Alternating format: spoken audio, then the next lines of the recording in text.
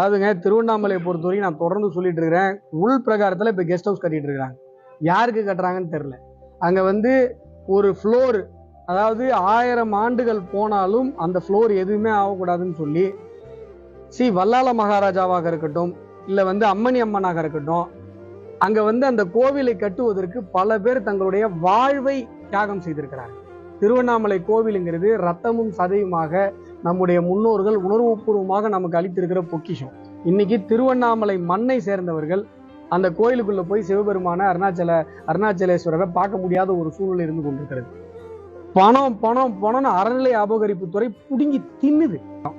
இப்படி இந்து தெய்வங்களை தரிசிக்க வருபவர்களை வஞ்சிக்கிற ஒரு வேலையை அறநிலையத்துறை ஏன் செய்து கொண்டிருக்கிறது? இப்ப நீங்க சிதம்பரம் நடராஜர் கோயிலுக்கு போறீங்க, அங்க அறநிலைய அபகரிப்புத்துறையுடைய ஆக்கிரமிப்புல அந்த கோயில் இல்லை. நேரா நீங்க உள்ள போலாம், நடராஜரை பார்த்துட்டு வெளில வரலாம். ஆனா இங்க திருவண்ணாமலைக்கு நீங்க போனீங்கன்னா 8 மணி நேரம் வெயிட் பண்ணும்.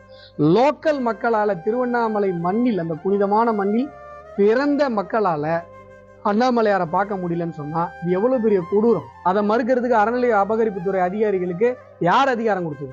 நீ 500 1000 டிக்கெட் போட்டு அந்த காசை வச்சு என்ன பண்றீங்க? கிரிவல பாதையை உங்களால சீர் பண்ண முடியுதா?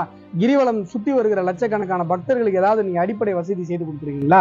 தன்னார்வலர்கள், என்ஜிஓக்கள் தண்ணி கொடுக்குறான், சாப்பாடு கொடுக்குறான். அறநிலை அபகரிப்புத்துறை எதையாவது ஒரு துருமை கிள்ளி போட்டிருக்குமா அங்க வர பக்தர்களுக்காக? அப்ப எங்க காசு, எங்க உண்டியல் காசு, எங்க தரிசன கட்டணம் எல்லாத்தையும் வாங்கி வாயில போட்டுக்கிட்டு அறநிலைய அபகரிப்புத்துறை இந்து தர்மத்தை, இந்து கோயில்களை, இந்து வழிபாட்டை அழிக்கிற மகா கேவலமான வேலையை செய்து கொண்டிருக்கிறது. முன்னாடி அறநிலையத்துறையோடைய லோகோ எப்படி இருந்து ஞாபகம் இருக்கா உங்களுக்கு? இந்து அறநிலையத்துறை எப்படி இருக்கும்? ஒரு கோயில் கோபுரம். இப்ப பாத்தீங்களா, கோயில் கோபுரத்தை அழிச்சிட்டு ஒரு மொட்டை தலையும் இப்படி கும்பிடுற மாதிரி ஒரு சிம்பிள் வச்சிருக்காங்க. அப்ப என்ன அர்த்தம்? அறநிலைய அபகரிப்புத்துறையினுடைய வேலை, அறநிலைய அபகரிப்புத்துறையினுடைய நோக்கம் இந்து கோயில்களை எல்லாம் அழித்து விட்டு இந்துக்கள் அத்தனை பேருக்கும் மொட்டை போறதுதான் என்னோட நோக்கம் அப்படிங்கிறத சேகர் பாபு அந்த லோகோவை மாற்றுவதன் மூலமாக வெளிப்படையாக தெரிவித்து விட்டார்.